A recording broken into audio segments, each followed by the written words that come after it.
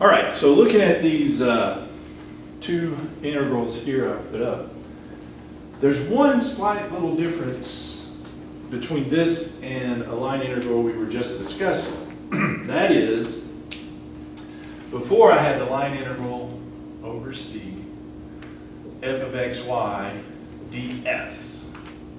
So I was integrating that over an arc length, if you will. What am I integrating with respect to now? X and y. So sometimes that is necessary. We will need to do this. Okay. So this is it's still a line integral, but it's with respect to x.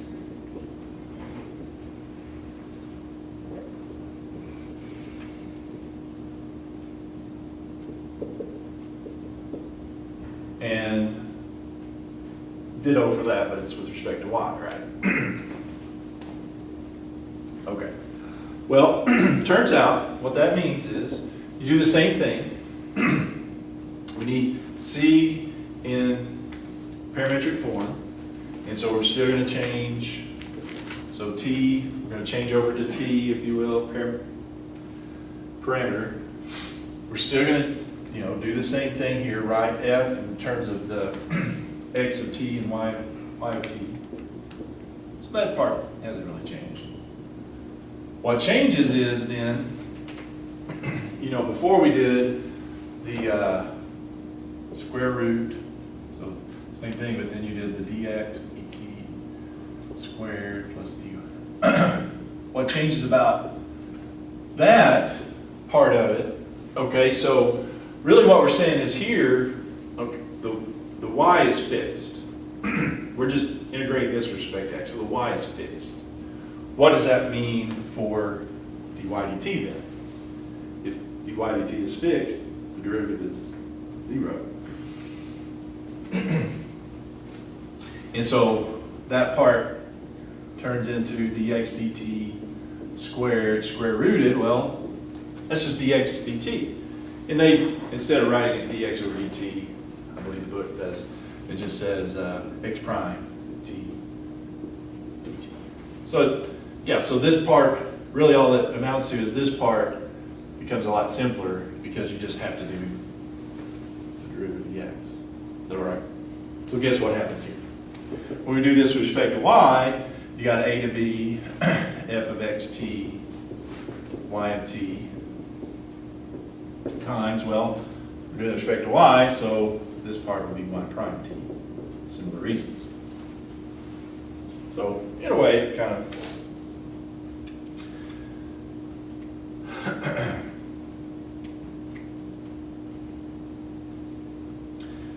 all right, now, where this will manifest itself, where we will see it, is something like this. I don't think they have us do just one of these and one of these. They're going to have us do something like this.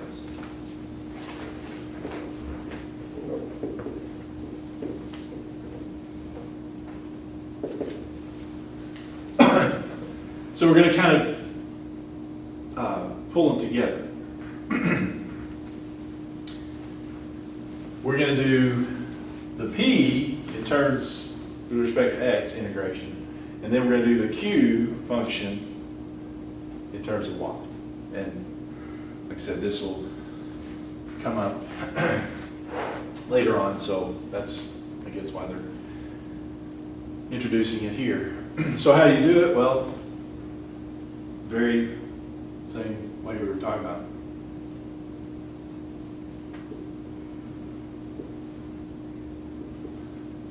You just do these.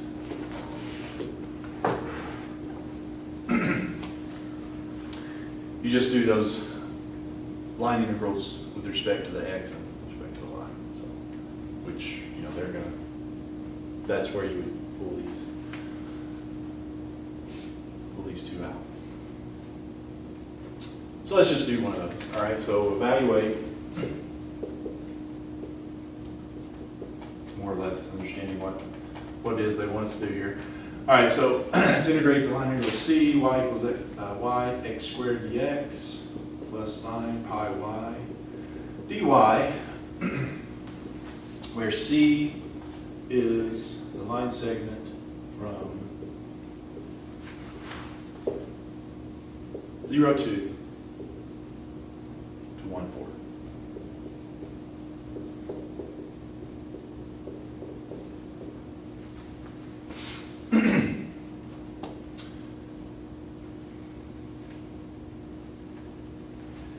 So again, what we have to realize here is, yes, these are line integrals, but I'm not doing them with respect to the arc length here. I'm doing it with respect to x and with respect to y, and so that triggers the simplified formulas, if you will, but very similar, but a little modified. So what's the first thing, though, we got to do here? Well, C, I still need C written in parametric form. So I need to do the line segment in parametric form, which again, that's another formula. So here's the I'm having so much trouble saying parametrization of C here using our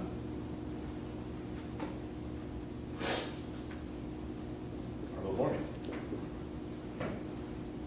What was it? 1 minus T times R0 vector plus T times R1 vector. If you didn't know it back then, maybe get a little more practice with it here. All right, so this is R0. So it'd be 1 minus T times that, the related vector there. And this would be T times R1. R1 would be the vector associated there. Right? So this is going to work out nicely. If you multiply that in, you get 0, comma, 2 minus 2T. And then this will be T plus 4T. T, comma 4T. And so we add those together, you got T, comma, 2 plus 2T. Right? Did you do that right? Believe that? All right. So that means then, so our x is T, y is 2 plus 2T. All that to get that. So now we can do our thing with our line integral. Erase this. Not too hard to remember, I don't think. So our integral is going to turn into then, so the x part, we change this, this, and this to the x and y respectively there. So that would be, and again, what's the range of t here? 0 to 1. We forget that part. That's an important part, because that's where our limits are, what our limits are. So yeah, now we change this part of it over to the parametric form, I guess, if you will. So what would that be? 2 plus 2t times x squared would be t squared. Then the other part of it, so that's our f of x. That's converting that. And then the other part is x prime t here. So derivative, that's not, this is 1 dt.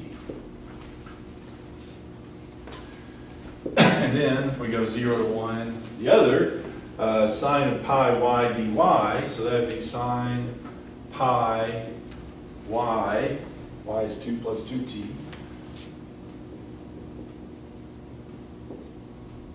And then the other is the y prime goes with that. So that's nice, it's just 2 dt. So kind of bumped into the other there, but we good? So yeah, it's just 2. Anyhow, these are not too bad. This is just distribute, so it'll be 2t squared plus 2t cubed dt. And this one, well, it's a little rougher, but let's just say it's 2 pi plus 2 pi t t. That's a fairly easy one. Hopefully easy one by now. Well, that 2/3 t cubed plus 2/4 or a half t to the 4th, and then go 0 to 1, so that's just going to be 2/3 plus a half. 4, 7/6. On the other hand, this one, just a little u substitution. U equals 2 pi plus 2 pi t. So du would be just 2 pi dt. So yeah, all you really have to do is divide by 2 pi here. So you have the integral 2 sine of u, and then du over 2 pi. So it's just 1 over pi, right? Sine of u, which is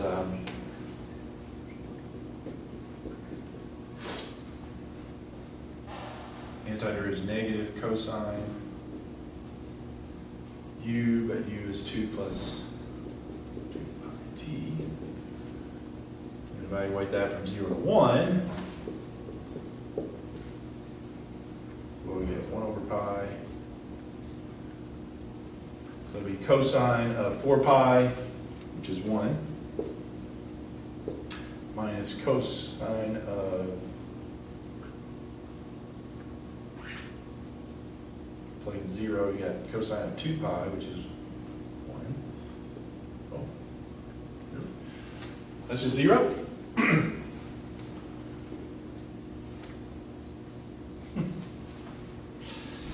Yes. Worked out pretty nicely. Right? Is that all right? Okay. Got one more thing to show you. There's not any questions on that.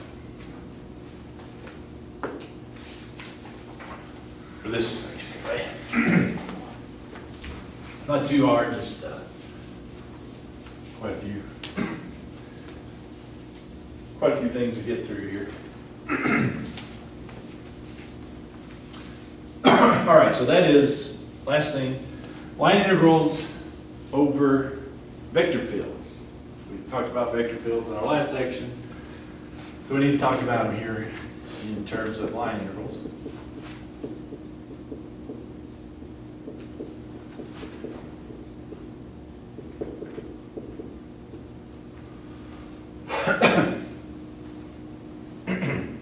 All right, so yeah, here's the way they write the vector field here. We're going to do a three-part vector field. So you've got P, X, Y, Z, the I component, Q, X, Y, Z is your J component, and then R, X, Y, Z is your J component.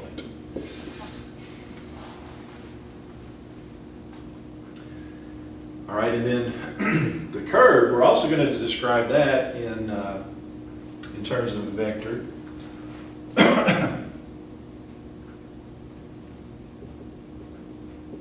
You have 2 J components? Oh, okay. Just checking. I've been doing that a lot.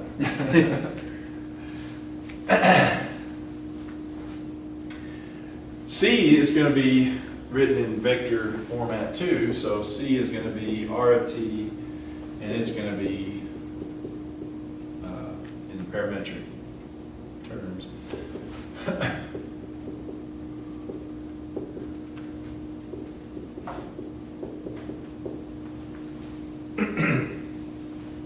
And again, I think most of the time they're nice and they actually do give you the parametric form, but it too needs to be, for this to work, it needs to also be in vector format. Okay.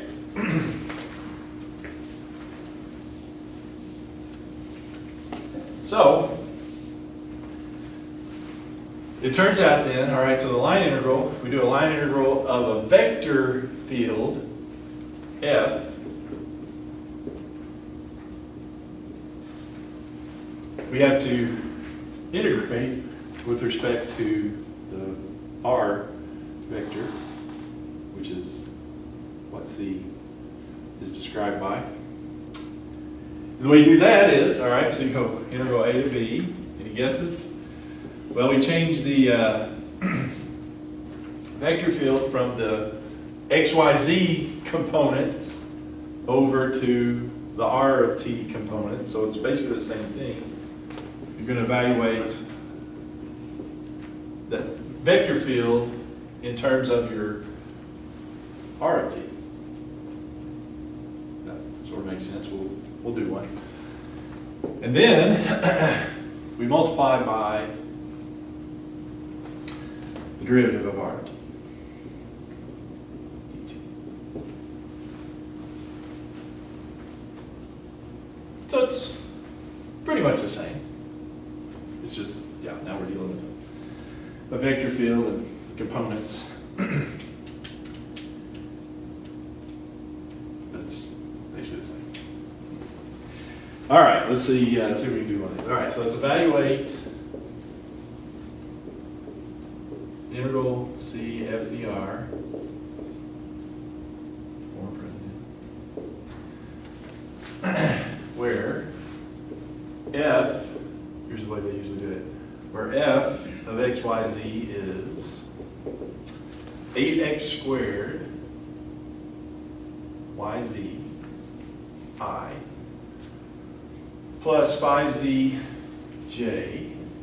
plus, no, minus 4xy k.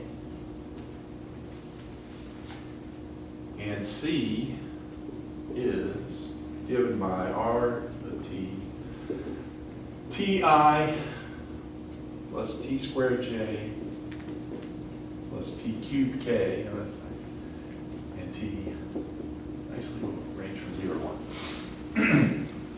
Okay.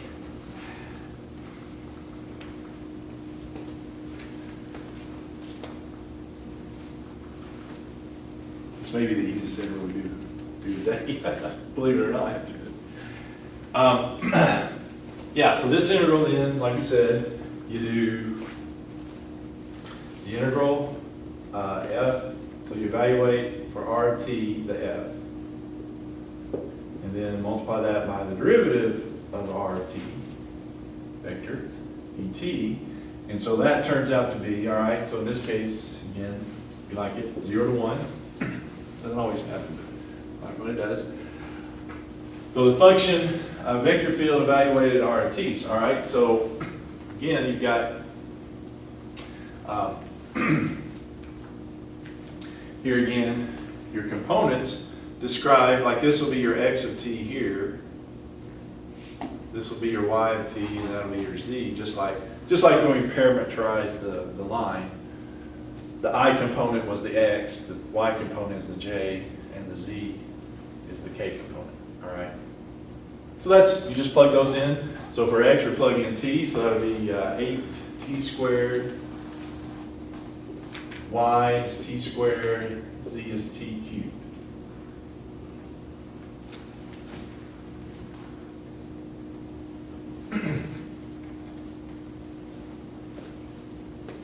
So that's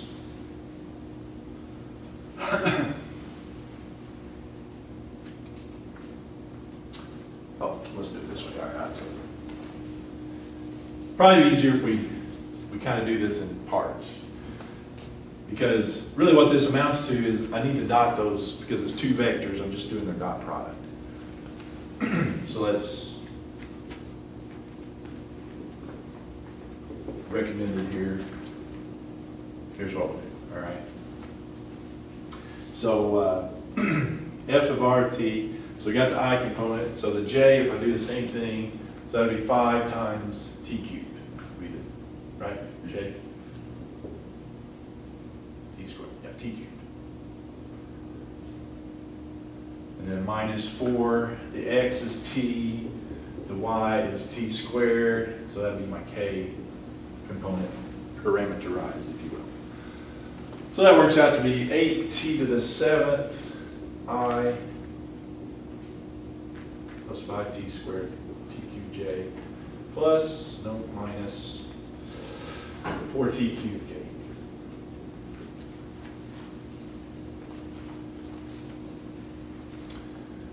So I'm gonna take that and dot it with r prime, so let's go ahead and write r prime out here, r prime, or I guess I could, that won't be too hard.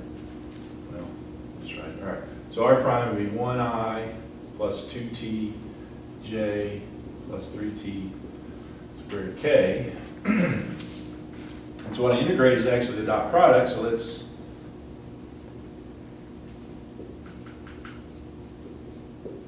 do that. So the dot product is, you just multiply the components, right? I components would multiply together, so that would be 8t to the 7th times 1 would be 8t to the 7th I. The j's, all right, so it would be 5t cubed times 2t, 10t to the 4th j, and then would be minus, so we put those multiplied, minus 4t cubed times 3t squared, minus 12t to the 5th. Okay.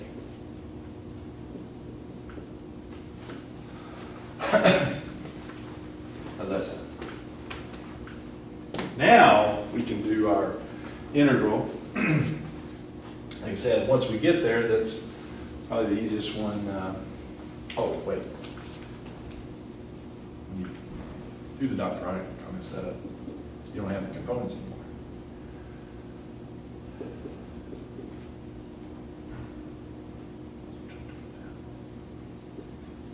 Yeah, when you do the dot product, components, usually just get a number, but here we don't have a specific number plugged in. So we just wind up with an expression involving t there. Components go away there. All right, so, yeah, so now we know it's going to be 0 to 1. T ranges 0 to 1. This dot product is 8t to the 7th plus 10t to the 4th minus 12t to the 5th dt. So we've basically done all the work for the dot product anyway. Now we just have to integrate it. Like I said, this is the easiest one. Save the easiest integral for last. Yeah, because that's just going to be t to the 8th, because you divide by 8. That'll be 2. You divide by 5, t to the 5th. And you divide by 6 here, so you have minus 2 t to the 6th. And then we're just going 0 to 1, so that's just going to be 1 plus 2 minus 2.